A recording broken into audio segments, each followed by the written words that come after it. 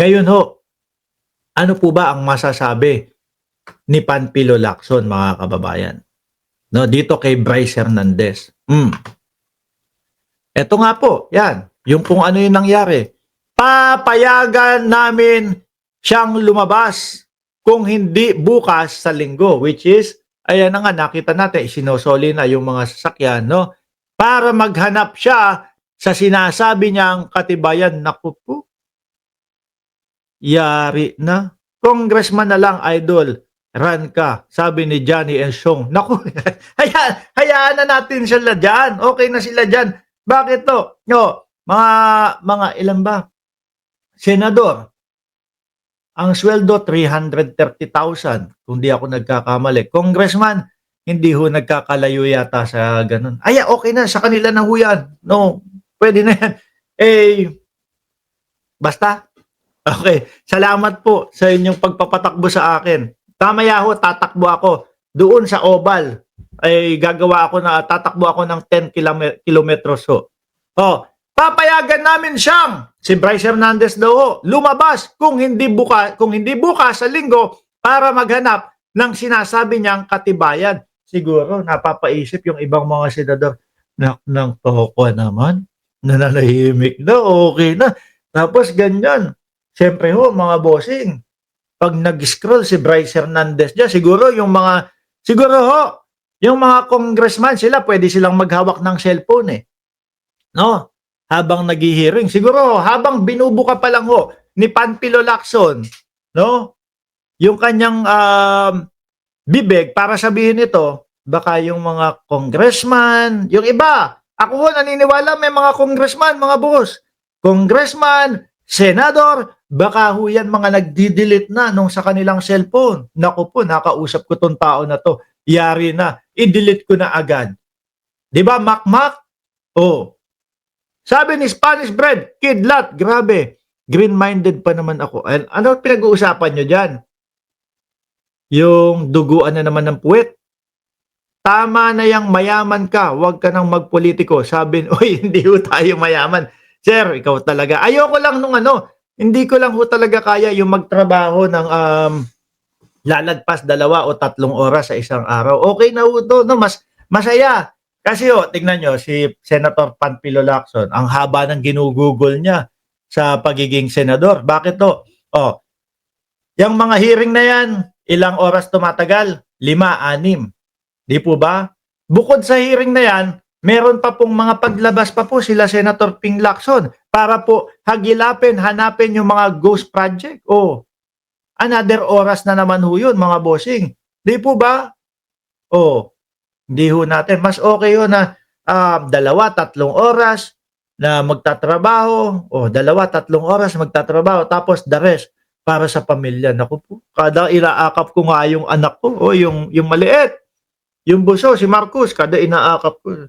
Sabi ko salamat po, binigyan niyo ako ng pagkakataon na makasama to lagi, nakaakap akong gano'n, Kasi po, mga kababayan, pagka lumaki na yan, ayaw na magpaakap niyan. Sabi mo, kiss, daddy, kiss?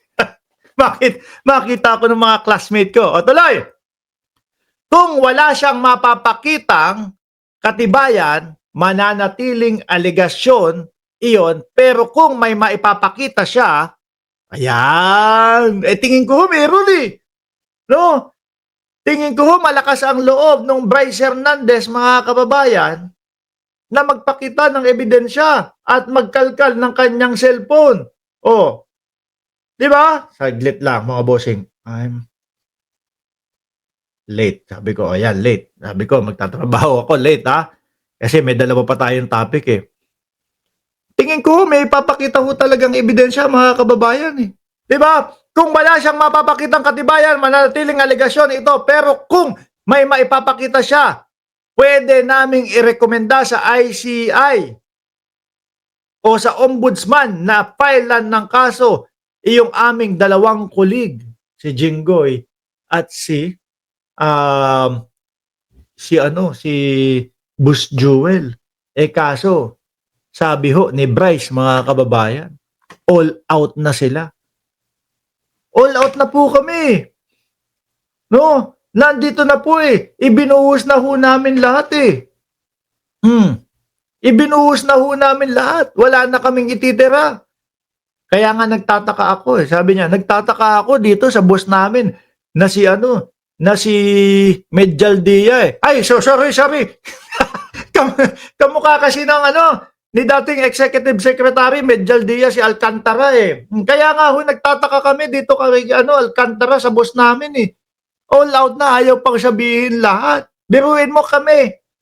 Inaamin na namin, sabi ni Bryce, kami inaamin na namin. Kasali kami dito, kasapakat kami dito. Kumubra kami ng milyon at bilyong pera ng pondo ng bayan. Di ba? Tapos itong boss namin, ayaw pa. Sige, hindi ho natin alam kung bakit. Siguro matindi ho yung pagiging kaibigan ni Alcantara. Di ba? Doon sa kung sino man. Sabi ni Rolando Fajardo Madaldia. O si kinidnap si Pangulong Duterte. Wala na po, kinidnap yung hindi po namin malaman kung saan. Ganun. Alam nyo, kung ba't ko biglang naalala, siguro dahil konektado ho dito yan, mga bossing. Konektado ho dito kasi mga kababayan kung bakit ko nabanggit na kamukha ni Medjaldia itong si Alcantara. Dito Sabi ni Attorney Claire, mga kababayan, tatak kriminal yung style ninyo.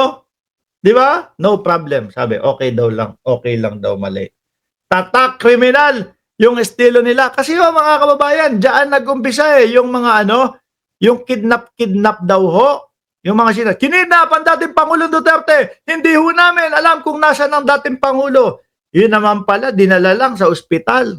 Chinek kung yung kalagayan. Chinek yung mga vital signs. Diba? Sabi ni Neng Gigi, may bagong interview kay Mr. Magalong. Sa salita niya, relevant yung statement ni Bryce.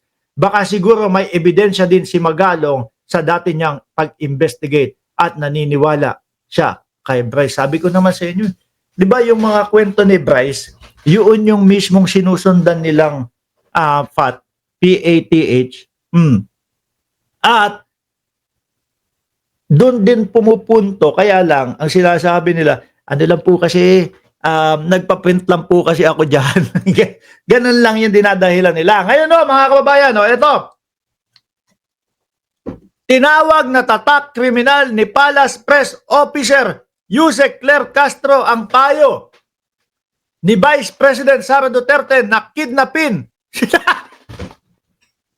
Diyos ko na. Totoo?